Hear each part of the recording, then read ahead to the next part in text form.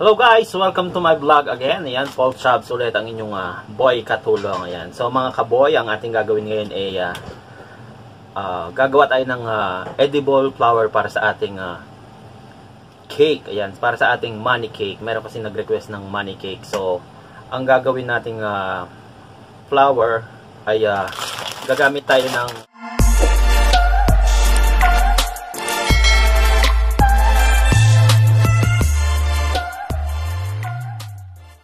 rice wrapper. Ayan. So, ito, ano to, Vietnamese product. Ayan. So, parang ano siya, parang lumpia wrapper sa atin, kaso ibang ano to, ibang version. Vietnamese, ano to, version. Parang ano siya, parang jelly lang siya pag ibinabad mo siya ng tubig.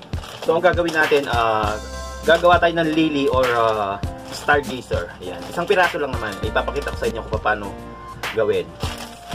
Ito yung ating mga ingredients, guys. Ipapakita ko sa inyo. So, ayan guys, ang ating mga ingredient ay ano lang. Ito lang. Rice wrapper. At saka ano lang, tubig lang. Ayan, tubig. Kailanganin natin ng tubig. And then, mamaya lagyan natin ng food color. Yan. So, ibababad natin dito yung ano hanggang lumambot siya. And then, kailanganin natin ng, actually hindi ingredient mga kasama na rin itong mga ano. Yan. So, meron tayong wire. Itong wire na to, ano to, pang flower talaga. Yan guys. Para sa ating holder ng ating ano, ng ating mga petals. Yan. At syempre gagamit tayo ng ito, yung molder para sa ating mga petals para medyo naka-curve siya ng konti. At kailangan natin ng baking paper para hindi siya dumikit dun sa ano. Kasi pag lumambot siya at natuyo ulit, so sobrang sticky siya sa ano. Kaya kailangan natin to. And then, syempre yung ating rice wrapper at saka yung ating food color. So gagamit tayo ng ito, gagamit tayo ng purple. Ayan. So, ito yung ating mga kakailanganin, guys. Rose gold, moss green, at saka purple. Ayan, violet. At yung ating mga wire, i-ready lang natin.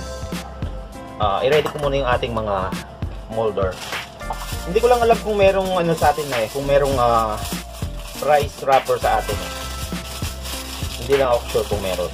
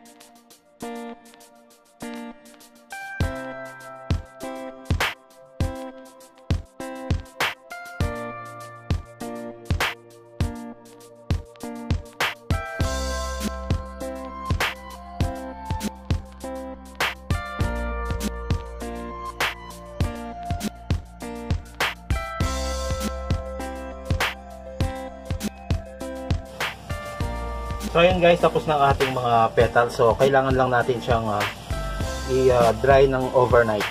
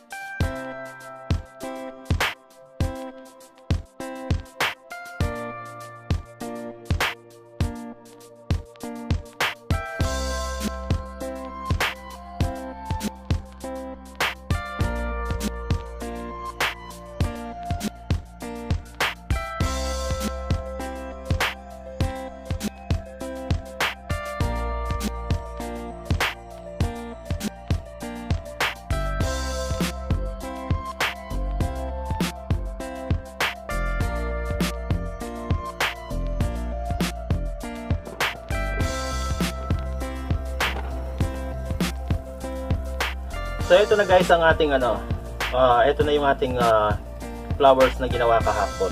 So nag-overnight na siya. So ganito yung kalalabasan niya. Ayan. Ayan. So ngayon naman lalagyan natin siya ng kunting konting kulay sa gilid.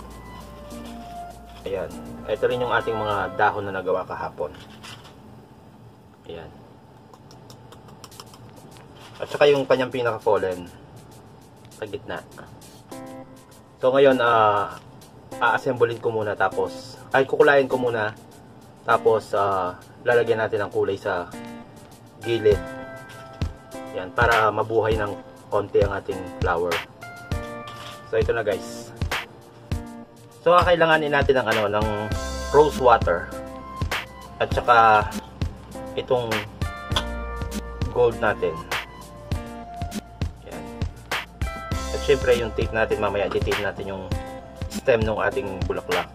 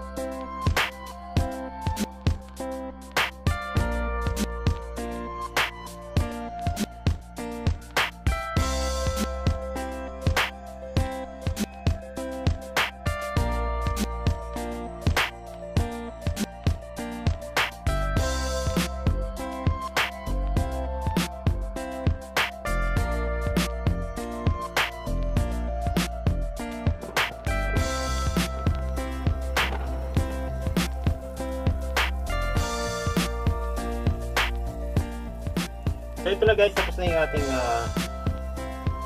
pang center dun sa ating cake.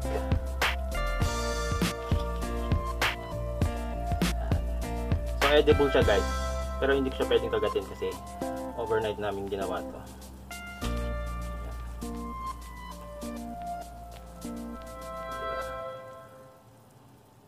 Mamaya ipapatong na lang namin sa cake to.